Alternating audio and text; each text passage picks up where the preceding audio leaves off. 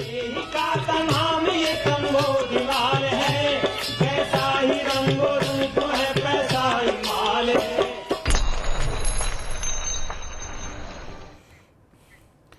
नमस्कार, मैं हूं शुभम शंकर। आप देख रहे हैं मनी 9। समय हो गया है आपके पसंदीदा कार्यक्रम मनी सेंट्रल का। आज का मनी सेंट्रल बड़ा है, काफी सारी खबरें थी। दिन की सबसे बड़ी खबरें, सबसे जरूरी खबरें हम लेकर आ गए हैं आपके लिए मनी सेंट्रल में। खबरों के विश्लेषण के लिए मनी 9 के एडिटर अंशुमान तिवारी जी आ चुके हैं। सर, बहुत स्वागत है आपका। अंशुमान जी से चर्चा शुरू करें, आपको खबरों के बारे में बताएं उससे पहले देखिए आप ये ऑन द शो। आज शुरुआत करेंगे भारतीय रेलवे से जुड़ी कई खबरों की। 3-4 बड़ी खबरें आई। रेलवे से आई यात्रियों के लिए राहत की खबर। क्या खबरें हैं, क्या राहत है, ये बताएंगे। खत्म होगी ईवी उत्पादन पर सब्सिडी, फिर कौन खरीदेगा ईवी। ये इकोनॉमिकम में हमने आपको बताया था कि पूरी दुनिया में ईवी पर सब्सिडी खत्म होगी और आज भारत में भी इसके सीधे संकेत मिल गए। कैसे मिले संकेत, ये बताएंगे। भारत के खिलाफ क्या है यूएस की नई पेशबंदी। अभी तो डब्ल्यूटीओ में समझौते हुए थे, लेकिन अब डब्ल्यूटीओ में यूएस ने नई पेशबंदी शुरू कर दी। क्या है वो पेशबंदी, ये आपको बताएंगे। शेयर टिप्स पर आप भी करते हैं ट्रेडिंग, तो हो जाइए सतर्क। क्यों हो जाइए सतर्क, ये हम आपको बताएंगे, क्योंकि सेबी ने दिया है बड़ा फैसला। ये फैसला बनेगा नजीर। क्या फैसला है, किस मामले में दिया है, ये सब कुछ आपको पता चलेगा आज मनी सेंट्रल में। और होंगी दिन की 2 सबसे बड़ी खबरें। पहली खबर, जियो फाइनेंशियल के आने से क्यों मची अफरा तफरी। कहां अफरा तफरी मची, क्यों अफरा तफरी मची, ये सब कुछ बताएंगे। और राजस्थान में कमाई की सरकारी गारंटी। जी हां, सरकार ने कहा है कि आपको हम गारंटेड इनकम कराएंगे। अगर आपके पास रोजगार नहीं है, आप बेरोजगार हैं, तब भी चिंता मत कीजिए, सरकार पेंशन देगी, सरकार इनकम देगी। क्या ये स्कीम है, ये स्कीम कैसे राजनीति को प्रभावित करेगी, क्यों अफरा तफरी है इस स्कीम की घोषणा के बाद, ये सब कुछ आपको बताएंगे दिन की सबसे बड़ी खबर में। लेकिन शुरुआत रेलवे की खबर के साथ। रेलवे से एक साथ 3-4 बड़ी खबरें आई। जैसे एक खबर यह है कि फूड एंड बेवरेजेस सेवा का विस्तार करते हुए रेलवे अब यात्रियों को सस्ता खाना उपलब्ध कराएगी। 2 ऑप्शन होंगे, एक 20 रुपए की थाली का, एक 50 रुपए की थाली का।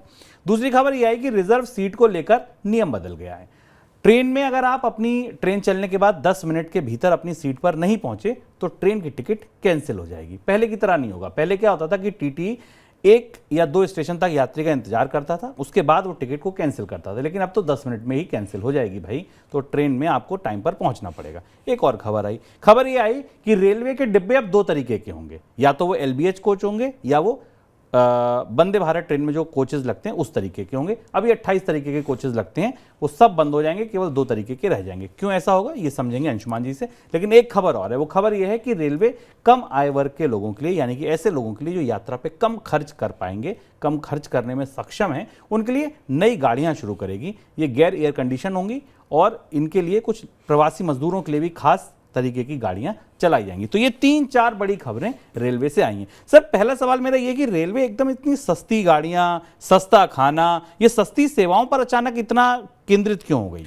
रेलवे की पूरी टैरिफ और बाकी रणनीतियों में बड़ा परिवर्तन दिखाई दे रहा है। अभी तक हम वंदे भारत और प्रीमियम ट्रेनों की बात सुन रहे थे, तेज गति वाली ट्रेनों की बात सुन रहे थे, लेकिन अब रेलवे वापस अपने सामाजिक जिम्मेदारी वाले हिस्से की तरफ लौट आई है। उसकी 2 बड़ी वजह है कि एक तो 2 साल कोविड के कारण रेलवे के में बहुत ज़्यादा परिवहन नहीं हुआ, लेकिन अब लोग आ जा रहे हैं और यात्राएं शुरू हो रही हैं। रेलवे को ये भी समझ में आया है कि उसके रेवेन्यू मॉडल में प्रीमियम कस्टमर्स की संख्या कम है, क्योंकि प्रीमियम ट्रैवलर या जो ज़्यादा महंगी टिकट लेकर ट्रैवल करने वाले लोग हैं, वो रेलवे की को तरजीह कम ही देते हैं। वो बाकी साधनों से जा रहे हैं। सड़कें बनने के कारण लोग कारों से भी जा रहे हैं और फ्लाइट से भी का भी इस्तेमाल कर रहे हैं। तो रेलवे का एक मास बेस है, एक बड़ा बेस है, जो कि अन्य महंगे साधनों का इस्तेमाल नहीं कर सकता। और इसलिए 2 बड़े महत्वपूर्ण फैसले आए रेलवे की तरफ से। खाने वाला फैसला काफ़ी महत्वपूर्ण है। रेलवे ने जनरल कोचेज में एक के पास स्पेशल स्टॉल लगाने का फैसला किया है। प्लेटफॉर्म पर जब ट्रेन रुकेगी, जहां जनरल कोच लगे होंगे, उनके सामने स्पेशल वेंडर्स होंगे जो 20 रुपये में और 50 रुपये में 2 तरीके के लंच के ऑप्शन जनरल कोच के लोगों के लिए उपलब्ध कराए जाएंगे, कि जिससे वो लोग उसे खरीद सकें। और दूसरा ये कि पहली बार रेलवे वापस उस तरफ लौट रही है जहां टारगेटेड पैसेंजर्स के लिए स्पेशल ट्रेनें चलाई जाती थी, और इसमें प्रवासी श्रमिकों के लिए स्पेशल विशेष ट्रेनें चलाए जाने की तैयारी की जा रही है। अब यहाँ ये सारी सर्विसेज जिनकी बात हो रही है शुभ में, सारी सर्विसेज सब्सिडाइज्ड हैं। इन सारी सर्विसेज पर रेलवे को सब्सिडी खर्च करनी पड़ेगी। आमतौर पर रेलवे ने पिछले 2-3 साल में अपनी रणनीति में सब्सिडी वाली सेवाओं को सीमित किया है और प्रीमियम सेवाओं को आगे लाने की कोशिश की थी, लेकिन वो प्रीमियम सेवाओं वाली गणित पूरी तरह सफल होती नहीं दिखाई दे रही। लेकिन अब चुनाव सामने है, तो ये 2 घोषणाएं भी शायद चुनाव को देखते हुए भी की जा रही हैं, ऐसा लग रहा है। सर ये जो डिब्बे भी अब 28 की जगह 2 तरह के हो जाएंगे, ये क्यों?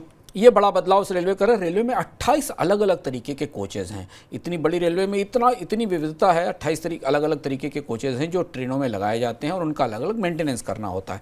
अब रेलवे ने डिसाइड किया है कि अगले 2-3 साल के भीतर सिर्फ 2 तरीके के कोचेज़ का इस्तेमाल किया जाएगा भारत की पैसेंजर ट्रेनों में। एक तो लिंक्ड हॉफमैन बुश कोचेज हैं जिनको LHB कोच कहते हैं, और एक जो वंदे भारत के ट्यूब कोच हैं, जिन वंदे भारत के कोच में आप ट्रैवल करते होंगे तो आपने देखा होगा। ये इसलिए किया जा रहा है कि रेलवे को कोच के मेंटेनेंस की कॉस्ट कम करनी है, क्योंकि हर अलग अलग कोच के लिए अलग अलग इंजीनियरिंग तरह की व्यवस्था करनी पड़ती है और उनके मेंटेनेंस पर काफ़ी पैसा खर्च करना पड़ता है। रेलवे और रिपेयर मेंटेनेंस का बजट करीब 9,792 करोड़ रुपए, 10,000 करोड़ रुपए के आसपास का रेलवे का बजट केवल कोचेस के रिपेयर और मेंटेनेंस का है। इसे कम करने के लिए और स्टैंडर्डाइज करने के बाद रेलवे को उम्मीद है कि उसके मेंटेनेंस की बचत में करीब 40% की बजट में 40% की बचत हो सकती है। 4 खबरें रेलवे की बात, अब 3 खबरें आपकी थाली से। खबर यह है कि पंजाब और हरियाणा में मानसून की भारी बरसात की वजह से आई बाढ़ और खेतों में जरूरत से ज्यादा पानी भरे होने की वजह से धान की उपज प्रभावित हो सकती है, ऐसी आशंका जताई जा रही है। जिन राज्यों में कुछ जगहों पर धान की फसल खराब हुई है उनमें पंजाब हरियाणा है। मानसून सीजन के दौरान इन दोनों राज्यों में अब तक सामान्य से अत्यधिक बारिश दर्ज की गई है। अब आप बात सुनिए दालों की। दालों में क्या हुआ कि खेती पिछड़ती देख देश के दलहन आयातकों ने दाल का आयात बढ़ा दिया, और दाल का आयात थोड़ा बहुत नहीं बढ़ा, 3 गुना बढ़ गया। जून के दौरान देश में दलहन का आयात करीब 3 गुना बढ़कर 1793 करोड़ रुपए का पहुंच गया है। पिछले साल जून के दौरान 564 करोड़ रुपए का दलहन आयात हुआ था। रुपए को लेकर कंफ्यूज इसलिए मत होइएगा कि एक तो दलहन का आयात बढ़ा है मात्रा में, दूसरा भाव भी बढ़ा है, तो इसकी वजह से कीमत के आधार पर ये इंपोर्ट 3 गुने की बढ़ोतरी आपको दिख रही है। जून तिमाही में हुए इंपोर्ट के आंकड़ों को देखें तो इस साल अप्रैल से जून के दौरान आयात 138% बढ़कर 4,117 करोड़ रुपए का हुआ है।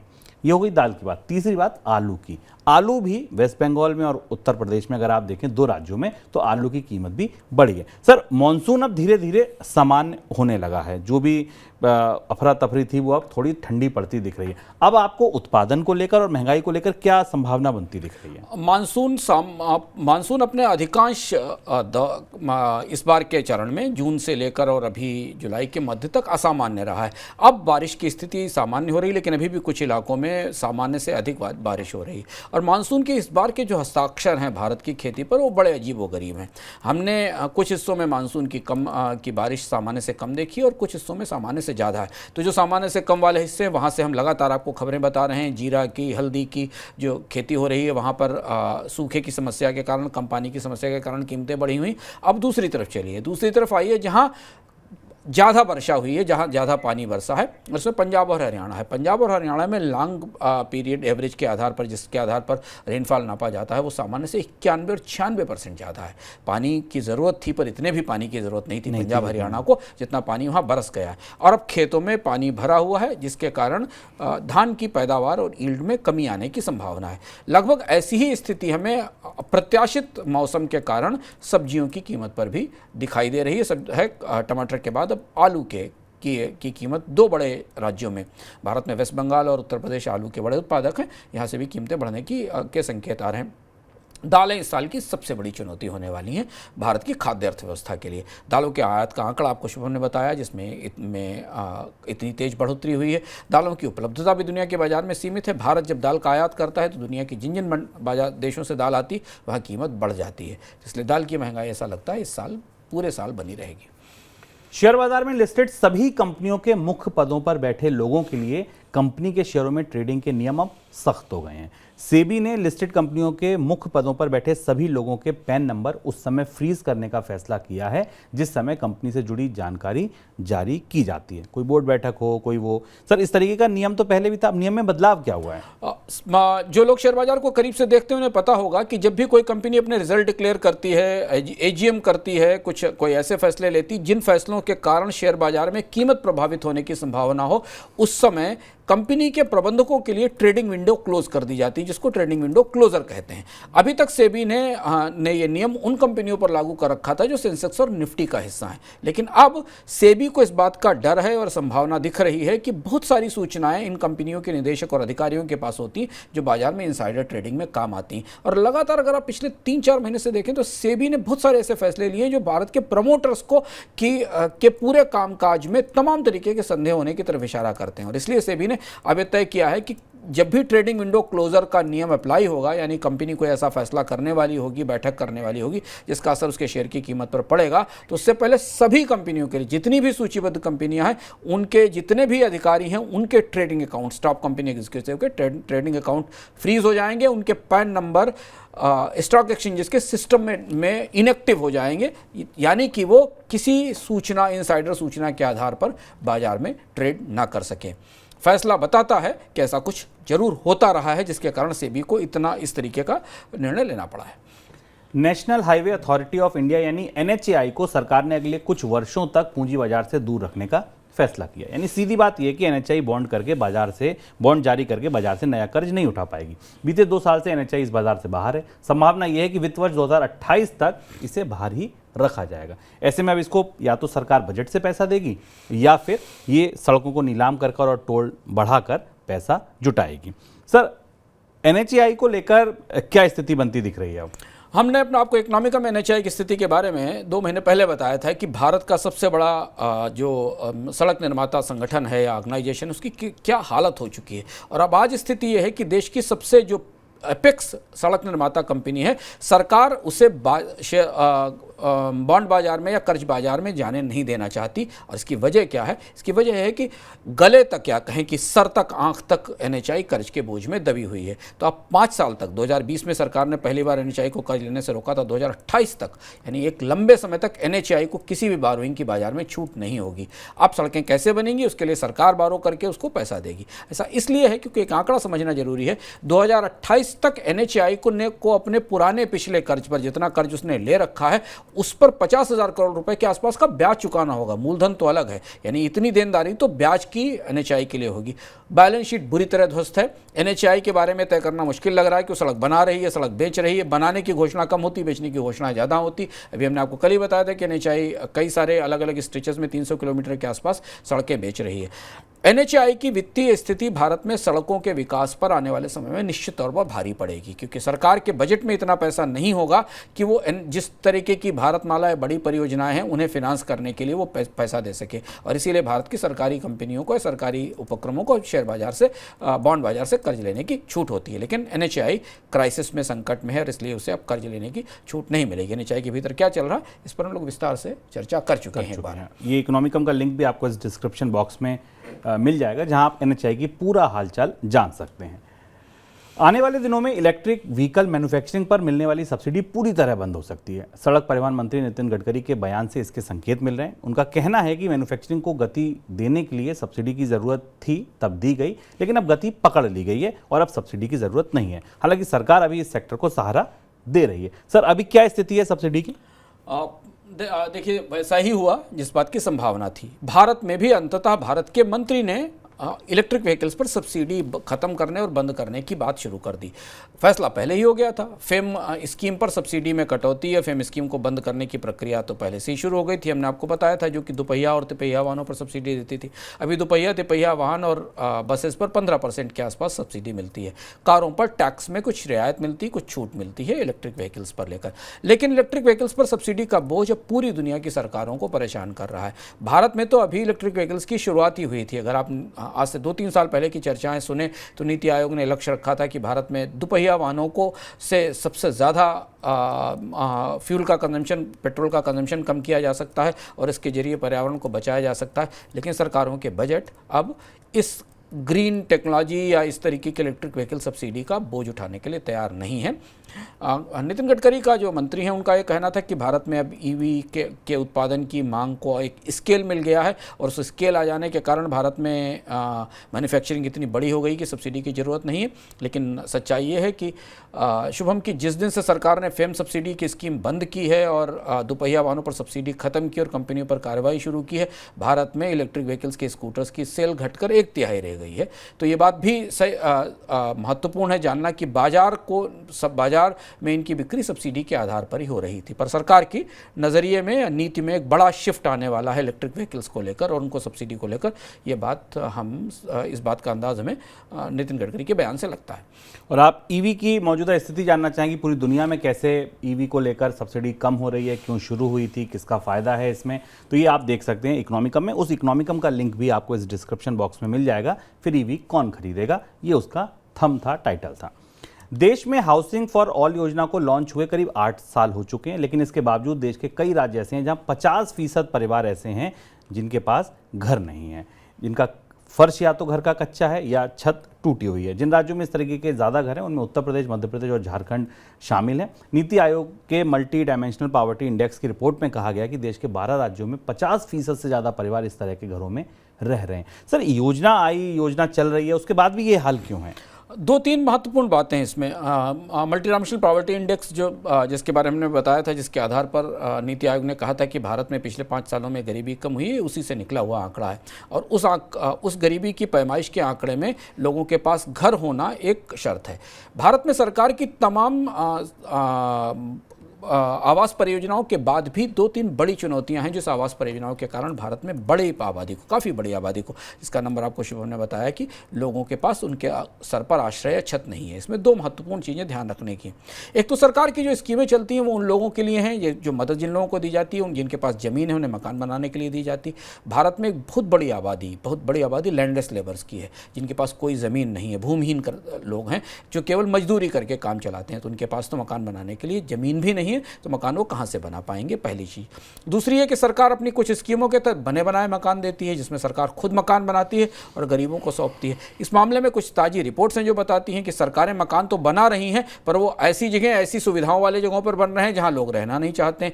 बड़े शहरों के आसपास जो सस्ते और गरीबों के लिए मकान बनाए गए हैं, वो मकान उन लोगों के काम करने के क्षेत्रों से इतने दूर हैं कि वो खाली पड़े हुए हैं, उनमें कोई रहता नहीं। भी हाल में भी कई रिपोर्ट्स आई थी जिनमें आंकड़े के साथ बताया गया था कि कई राज्यों की सस्ती आवासीय योजनाएं, जिनको कि EWS योजनाएं कहा जाता है, इकोनॉमिक वीकर सेक्शन के लिए कहा जाता है, गरीबों के लिए आवास योजनाएं इसलिए खाली पड़ी हुई हैं क्योंकि जिन इलाकों में बनाए गए या तो वहाँ कोई इंफ्रास्ट्रक्चर, कोई सुविधाएं नहीं है, या वो इतने दूर हैं वर्क प्लेसेस से कि वहाँ लोग रहना नहीं चाहते, इसलिए वो वर्क प्लेसेस के आसपास किराए पर रह रहे हैं। तो आवास की समस्या का समाधान, सबके लिए आवास की समस्या का समाधान अभी होता दिखाई नहीं दे रहा है। हालांकि सरकारों की तरफ से इसकी कोशिश जरूर की गई है, लेकिन ये एक और तीसरी जो बड़ी चीज़ है वो ये कि इसमें कई सारे ऐसे भी लोग हैं जो शायद शहरों के मकानों में किराए पर रह रहे हैं, उनके पास अपने आवास नहीं है या वो आवास को अफोर्ड नहीं कर सकते हैं हाल के फिलहाल की कीमतों में बढ़ोतरी को लेकर। लेकिन जो 12 राज्य हैं उनमें 50% परिवार अभी ऐसे हैं जिनके पास अपनी छत नहीं है, और ये उनकी इनकम को कम करने में बड़ी भूमिका निभाता है। भारत और यूएई के बीच हुए मुक्त व्यापार समझौते को 1 साल पूरा हो गया और बीते 1 साल के दौरान भारत से यूएई को वस्तु निर्यात में करीब 9.5% की बढ़ोतरी हुई है। हालांकि गैर ऑयल एक्सपोर्ट सिर्फ 3% बढ़ा है। ज़्यादा ग्रोथ रिफाइंड फ्यूल एक्सपोर्ट में देखने को मिली है।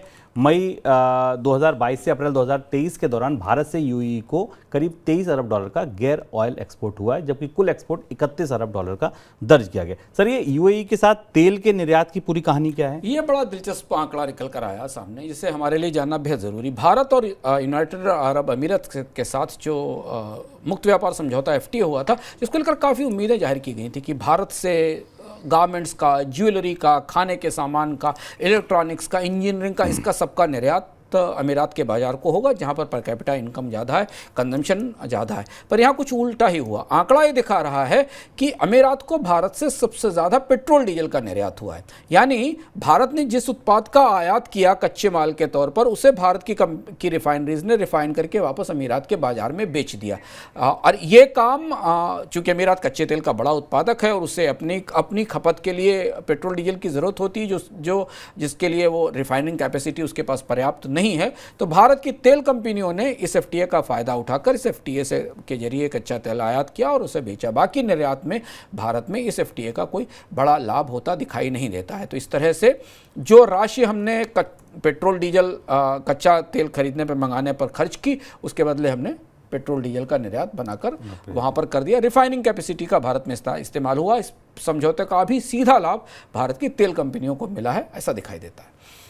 एक तरफ भारत और अमेरिका ने व्यापार से जुड़े कई विवादों को WTO के बाहर सेटल किया और दूसरी तरफ अमेरिका ने WTO में ही भारत को लेकर नई बहस छेड़ दी। नई बहस जो है वो है GM फसलों को लेकर। सर, क्या पूरी बहस है ये, जिसकी नई पेचबंदी क्या है अमेरिका की तरफ से? अमेरिका ने WTO में भारत को नए तरह से घेरना शुरू किया है। कुछ समझौते थे, कुछ मामलों पर समझौता हो गया है, पर भारत में जो जेनेटिकली मॉडिफाइड सीड्स हैं, इनके इंपोर्ट पर इनसे जुड़े हुए सामानों पर, इनसे जुड़ी फसलों पर के आयात पर गहरी सख्ती की गई है। इसमें apples, wheat, rice, tomato, potato, कई सारी चीज़ें हैं। अमेरिका ने WTO में सवाल उठाया है कि भारत अपने यहाँ तो GM फूड्स को प्रमोशन दे रहा है, इस बात की कोशिश की जा रही है कि कुछ नई नई फसलों में जेनेटिकली मॉडिफाइड टेक्नोलॉजीज़ का, जेनेटिक टेक्नोलॉजी से बने हुए सामानों का इस्तेमाल किया जाए, तकनीक का इस्तेमाल किया जाए GM फूड्स के लिए, लेकिन यही काम वो आयात में नहीं कर रहा है। दरअसल इसके पीछे किस्सा यह है कि भारत में कृषि उत्पादों के और खाद्य उत्पादों का एक बड़ा बाजार है और अमेरिका उस बाजार में प्रवेश करना चाहता है। अमेरिका में जेनेटिक GM फूड्स का एक बड़ा उत्पादन है। अमेरिका दुनिया के बड़े खाद्य निर्यातकों में से है। तो अब WTO के सहारे अमेरिका की तरफ से पेशबंदी की जा रही है कि भारत अगर अपने देश में GM फूड्स का उत्पादन को इजाज़त दे सकता है तो फिर उसे दुनिया के बाजारों के लिए भी आयात इसका खोलना चाहिए। अगर आप किसी वेबसाइट, मैसेज या सोशल मीडिया प्लेटफॉर्म पर दी जाने वाली कॉल्स के आधार पर ट्रेडिंग करते हैं तो सतर्क हो जाइए, क्योंकि हो सकता है आप जिनसे सलाह ले रहे हैं वे सलाह देने के लिए अधिकृत ही ना हो। ऐसा ही एक मामला सामने आया है bizprofitbuzz.com नाम की कंपनी के साथ, जो 2015 से लगातार ट्रेडिंग की सलाह दे रही थी, लेकिन सेबी ने पाया कि कंपनी के प्रोपराइटर ये सेवाएं देने के लिए अधिकृत नहीं थे। सर, क्या है ये पूरा मामला? ये बेहद महत्वपूर्ण खबर है आज की, और उन सारे लोगों के लिए सुनना और जानना ज़रूरी है जिन्हें रोज़ किसी न किसी तरीके की ट्रेडिंग कॉल्स मिलती हैं, यूट्यूब से, फेसबुक से, इंस्टाग्राम से या टेलीग्राम से। इस मामले को समझना और कौन वो सलाह देता है, क्या वो सलाह देने की स्थिति में है और उसकी राय आपको माननी क्यों नहीं माननी चाहिए, सेबी के इस पूरे फैसले से पता चलता है। जिस कंपनी का नाम इस पूरे मामले में जो फैसला आया उसका नाम बिग प्रॉफिट बज़ था। ये कंपनी 2015 से जो फैसले में बताया गया, 2015 से बगैर किसी रजिस्ट्रेशन के, बगैर किसी पंजीकरण के, सेबी को बताए बगैर SMS और फ़ोन कॉल के जरिए लोगों को बाजार में ट्रेड करने और स्टॉक्स खरीदने की सलाह दे रही थी। और ये कहा जा रहा, और इसके मालिक या प्रमोटर लोगों को शेयर खरीदवाते थे और बताते थे कि शेयर में फ़ायदा होगा। जब ये मामला पकड़ा गया तो सेबी ने इसके खिलाफ कार्यवाही की और उससे सवाल पूछा। इसके बाद इस कंपनी ने अपने आप को रिसर्च एनालिस्ट के तौर पर सेबी के पास अप्लाई करके रजिस्टर करा लिया और अपने आप को रिसर्च एनालिस्ट बना दिया और ये कहा कि रिसर्च एनालिस्ट के तौर पर वो कॉल दे सकता है। सेबी ने अपने फैसले में अब ये कहा है कि ये कंपनियां, इस जैसे कोई भी लोग जो रिसर्च एनालिस्ट हैं, वो भी अब ट्रेडिंग कॉल्स नहीं दे सकते। वो आपको ये नहीं बता सकते कि आपको शेयर बाजार में ट्रेडिंग करनी चाहिए। ध्यान दीजिए कि जब आप तमाम वित्तीय चैनलों के ऊपर और स्टॉक मार्केट पर चलने वाले चैनलों पर शेयर खरीदने की सलाह और उनके रेट्स बताने और उनके लेवल्स बताने की सलाह सुनते हैं, तो ध्यान रखिए कि उसमें बहुत सारे लोग ऐसे हैं जिन्हें सेबी की तरफ से शायद इसकी अनुमति या परमिशन नहीं मिली हुई है। सेबी इस मामले में बेहद सख्त नियम लेकर सामने आया है। रिसर्च एनालिस्ट या इस तरीके के कोई भी लोग आपको ट्रेडिंग की सलाह नहीं दे सकते। ऐसा इसलिए है क्योंकि सेबी का मानना यह है कि यह काम केवल रजिस्टर्ड इन्वेस्टमेंट एडवाइजर्स कर सकते हैं, जो ये जान सकते हैं कि जिस व्यक्ति को वो सलाह दे रहे हैं उसकी वित्तीय स्थिति क्या है और उसे ये सौदा करना चाहिए कि नहीं करना चाहिए। यहाँ से अब एक स्थिति स्पष्ट होती दिखाई दे रही है। जब ऐसे लोग भी नहीं कर पा रहे हैं तो आपको जो इंस्टाग्राम पर, टेलीग्राम पर, यूट्यूब पर शेयर खरीदने की सलाह दे रहे हैं, उन रायचंदों से आपको बेहद सतर्क रहने की जरूरत है। सेबी भी चाहता है कि आप उनकी बात बिल्कुल ना सुने और उनकी बात सुनकर सौदे ना करें।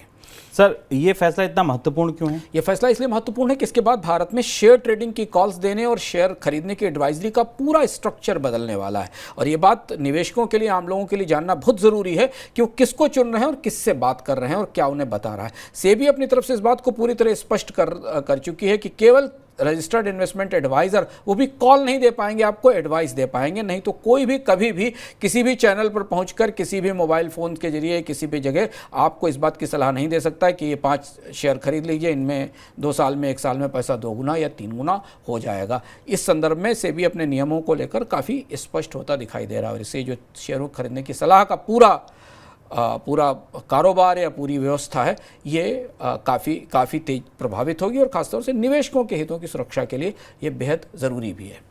आगे बढ़ते हैं दिन की सबसे बड़ी खबरों की तरफ।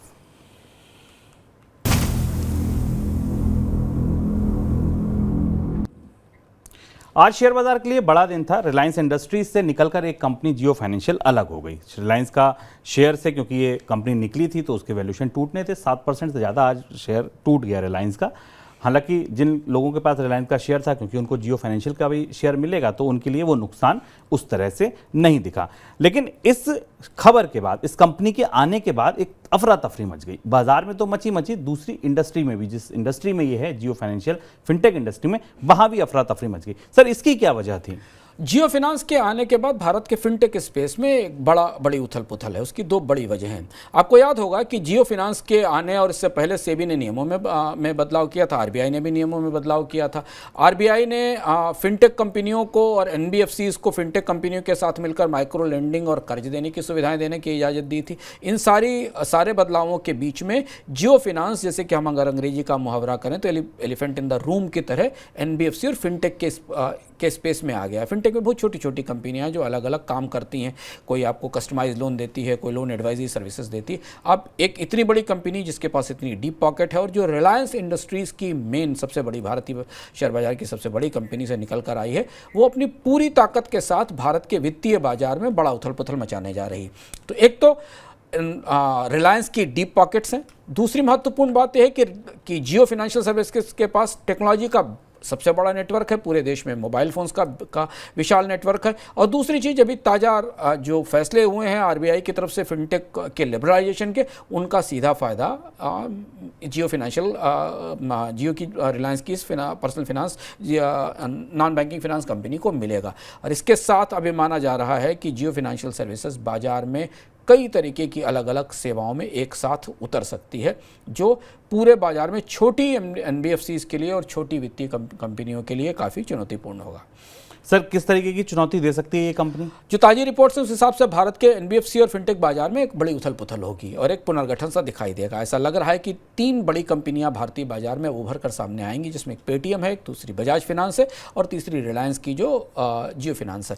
ये बड़ा डिसरप्शन कर सकती हैं बाजार में तीनों कंपनियाँ। पेटीएम के पास एक बड़ा बेस है क्योंकि वो पेमेंट सिस्टम से आया है। बजाज फिनांस के पास काफ़ी बड़ी माइट है क्योंकि भारतीय बाजार की सबसे बड़ी और ताकतवर एनबीएफसी है, उसके पास बड़े अकाउंट्स हैं। और जियो के पास टेक्नोलॉजी की बड़ी ताकत है, रीच है, लोगों के हाथ में उनके मोबाइल हैं। इसके जरिए अब micro credit, micro saving, micro investment और इस तरीके की तमाम वित्तीय सेवाएं देने की क्षमता इन 3 कंपनियों के पास आ गई है। जियो के पास ये क्षमता होगी कि वो एक साथ कई तरीके की फाइनेंशियल सर्विसेज, लोन से लेकर डिपॉजिट्स तक, कई सारी सेविंग्स और कई तरीके की सर्विसेज जिनमें micro saving, investment, resale, products का डिस्ट्रीब्यूशन, बहुत सारी सर्विसेज वो एक साथ प्रोवाइड कर सकें। सर, कौन सा हिस्सा आपको लगता है कि फिनटेक, क्योंकि फिनटेक तो कई तरीके की सेवाएं देते हैं, वो पेमेंट भी कराते हैं, अलग अलग से उत्पाद भी बेचते हैं, आपको लगता है कौन सा हिस्सा ऐसा है जो सबसे तेजी से ग्रो करेगा? जो मौजूदा परिस्थिति शुभ लग रही है उसमें माइक्रो क्रेडिट आने वाले समय में सबसे बड़ा हिस्सा हो सकता है, क्योंकि माइक्रो क्रेडिट्स के बिजनेस में कंपनियां काफ़ी जोर शोर से तैयारी करके सामने आ रही। अब चूंकि एफएलडीजी के नियम भी आ गए हैं, फिनटेक के लिए नियम भी स्पष्ट हो गए हैं। माइक्रो क्रेडिट एक ऐसा सेक्टर है जिसके जरिए भारत में डिमांड और जॉब्स और बिजनेसेस बढ़ाए जा सकते हैं।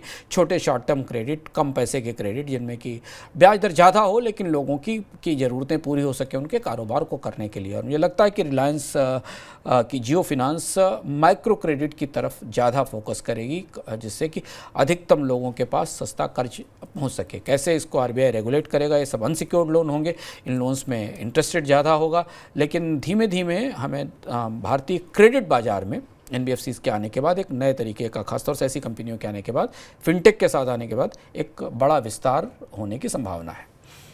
आगे बढ़ते हैं दिन की दूसरी सबसे बड़ी खबर पर। राजस्थान कुछ ऐसा करने जा रहा है जो देश में पहली बार होगा। राजस्थान सरकार की ओर से विधानसभा में मिनिमम गारंटीड इनकम बिल 2023 पेश किया गया। ये बिल दरअसल शहरी बेरोजगारों को निश्चित हर महीने कुछ पैसा देने का और संग में पेंशन देने का भी कानूनी अधिकार बना देगा, पेंशन को भी। इस साल राजस्थान में विधानसभा चुनाव होने हैं। ये माना जा रहा है कि ये आखिरी सत्र होगा विधानसभा का जो चुनाव से पहले होना है। तो इस तरीके के बिल ने बड़ी अफरा तफरी मचा दी है, बड़ा हड़कंप मचा दिया है, कम से कम राजनीतिक हलकों में। सर, क्या करेगा ये बिल? ये इसके साथ भारतीय राजनीतिक स्पेस में, वेलफेयर स्कीम्स के स्पेस में एक बिल्कुल नए तरीके की बहस और नए तरीके का प्रयोग शुरू हो रहा है। राजस्थान की तरफ से राजस्थान की सरकार ने एक एम्प्लॉयमेंट इनकम गारंटी बिल पेश किया है। इस गारंटी बिल का प्रावधान ये है कि ग्रामीण इलाकों में रहने वाले जो लोग हैं उन्हें अतिरिक्त 25 दिन का के रोजगार की गारंटी दी जाएगी मनरेगा के अलावा। यानी मनरेगा में जो उनको 180 दिन का रोजगार मिलता है, उसके अलावा 25 दिन के रोजगार की अतिरिक्त गारंटी दी जाएगी। इसका मतलब है कि अगर उनको काम नहीं मिलेगा तो सरकार उसके बदले उन्हें पैसा देगी, और इसीलिए इसको इनकम गारंटी कहा जा रहा है। दूसरी ओर इसमें एक महत्वपूर्ण बात है कि केवल इनकम गारंटी नहीं है, पेंशन की, यूनिवर्सल पेंशन का प्राविधान भी इसमें शामिल किया गया, जो अपने आप में और भी ज़्यादा बड़ा है। उसमें यह भी है कि ओल्ड एज, स्पेशली एबल्ड जो लोग हैं, जो विडोज़ हैं, सिंगल वुमेन हैं, जिनकी जो एलिजिबल नहीं है काम करने के लिए, उन और जो पेंशन एक्ट के तहत आते हैं, उन्हें एक नियमित पेंशन दी जाएगी, जिसमें हर साल 15% की बढ़ोतरी की जाएगी। और इसके साथ राजस्थान सरकार ने एक पूरे वेलफेयर स्कीम स्पेस में एक बड़ा डिसरप्शन सा छोड़ दिया। इसके कई सारे असर होंगे। राजस्थान सरकार ने इस बिल के साथ दो अलग अलग चीज़ों को यूनिवर्सल पेंशन और यूनिवर्सल इनकम या गारंटीड इनकम, दोनों को एड्रेस करने की कोशिश की है। आपको याद होगा कि 2019 में कांग्रेस ने यह वादा किया था कि वो 72,000 रुपये की एनुअल मिनिमम इनकम देगी 20% सबसे गरीब परिवारों को। हालांकि ये वादा उस समय किया गया था, उसके बाद फिर कांग्रेस की तरफ से इस मामले में कोई बात सुनी नहीं गई इस योजना के तौर पर। लेकिन अब राजस्थान चुनाव की तरफ जा रहा है और देश में बड़े आम चुनाव भी होने वाले हैं, उससे पहले ये कानूनी गारंटी के तौर पर यह बिल लाया गया है। हालांकि इस तरह की कोशिशें कुछ अन्य राज्य सरकारों ने भी की हैं, पर यह शायद ऐसा पहला प्रस्ताव है जो विधायी तौर पर लॉ के जरिए या बिल के जरिए विधानसभा से पारित करने के लिए रखा जा रहा है। सर, ये पूरी वेलफेयर स्कीमों की बहस है, क्या आपको लगता है इस बिल के बाद नई सिरे से छिड़ेगी? हाँ, बिल्कुल नए सिरे से शुरू होगी, क्योंकि हम देख चुके हैं कि पेंशन योजना को लेकर देश की राजनीति कैसे दो हिस्सों में बट गई थी। केंद्र में सत्तारूढ़ भाजपा सरकार और भाजपा सरकारें पुरानी पेंशन योजना में कर्मचारियों के जाने का विरोध कर रही थी, जहां पर डिफाइंड पेंशन है और गारंटीड पेंशन मिलती है। जो कांग्रेस की सरकारें सत्ता में आई, उन्होंने अपने यहाँ पुरानी पेंशन योजना लागू की, जिसमें हिमाचल, राजस्थान, छत्तीसगढ़ जैसी सरकारें हैं।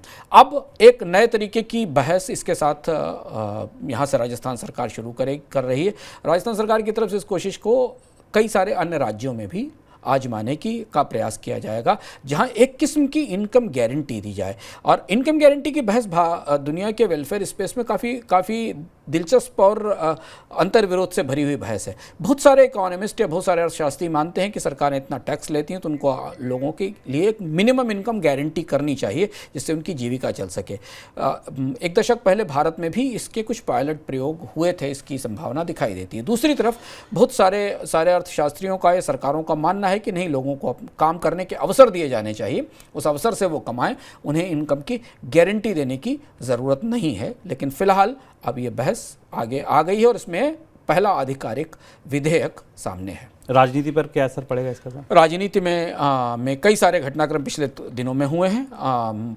राज्य सरकारें और केंद्र सरकार इस पर कैसे प्रतिक्रिया करेगी, क्योंकि केंद्र सरकार की तरफ से निश्चित रूप पर इस पर सवाल उठाया जाएगा। इसकी फंडिंग और फिनांसिंग की समस्या के सवाल उठाए जाएंगे कि राजस्थान सरकार इस पर पैसा कैसे खर्च करेगी, कितना पैसा उसके पास इसको करने के लिए होगा, पहला सवाल। क्योंकि पुरानी पेंशन योजना को लेकर केंद्र सरकार का आग्रह था कि उसे नहीं लागू किया जाना चाहिए, केंद्र सरकार की तरफ से उसको रोका गया, उसका विरोध भी किया गया। तो अब राजनीतिक रूप से शायद कांग्रेस आने वाले समय में, कांग्रेस और बाकी सरकारें और जो संयुक्त विपक्ष है, वो इनकम गारंटी और जो यूनिवर्सल पेंशन है, इसे एक बड़ा मुद्दा बनाकर ले जाएगा जनता के सामने, ऐसा संकेत मिल रहा है। और जिस पर हमें लगता है कि केंद्र सरकार की तरफ से, भारतीय जनता पार्टी की तरफ से किसी न किसी तरीके की प्रतिक्रिया की जाएगी। लेकिन वेलफेयर स्कीम्स के स्पेस में गारंटीज़ वापस लौट रही हैं, इनकम की गारंटी, पेंशन की गारंटी वापस लौट रही हैं इस विधेयक के साथ।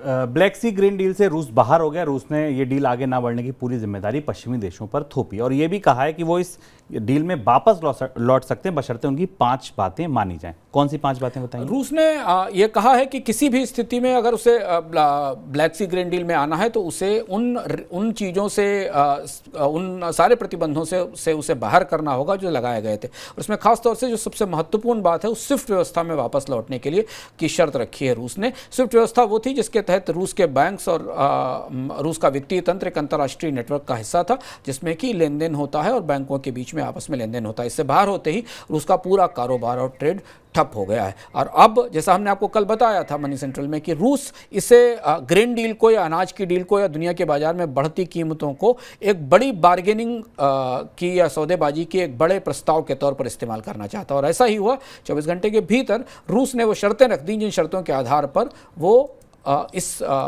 सहमति में इस डील में दोबारा शामिल होगा और दुनिया को अनाज की आपूर्ति शुरू करेगा जब उसे प्रतिबंध से रियायतें मिलेंगी। पाकिस्तान को लेकर भी खबर यह है कि आईएमएफ ने कहा कि पाकिस्तान को मिली आर्थिक सहायता के बावजूद उसे और ज़्यादा कर्ज की ज़रूरत होगी। अतिरिक्त आर्थिक सहायता के बाद ही पाकिस्तान आर्थिक संकट से बाहर निकल पाएगा।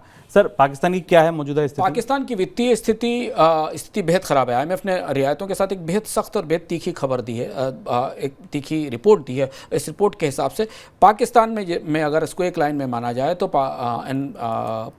आईएमएफ ने कहा है कि पाकिस्तान की जो मैक्रो इकोनॉमिक या व्यापक आर्थिक स्थिति है वो बेहद खतरनाक है। इसे बार बार मदद की ज़रूरत पड़ती रहेगी और निवेशकों के लिए तो पाकिस्तान अभी बिल्कुल उचित या सुरक्षित नहीं है। झटपट खबरें देख लेते हैं फटाफट।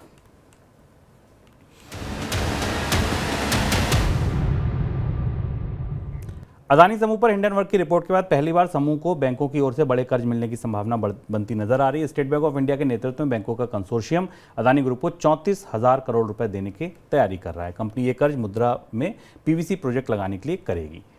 नेटफ्लिक्स ने भारत में एक परिवार एक कनेक्शन की घोषणा कर दी। इस संबंध में कंपनी की ओर से यूजर को मेल भेजे जा रहे हैं। इस व्यवस्था के बाद यूजर अपने पासवर्ड को दूसरे लोगों के साथ शेयर नहीं कर पाएंगे। इसके लिए कंपनी ट्रांसफर प्रोफाइल और manage and advance access device जैसे फीचर लेकर आएगी।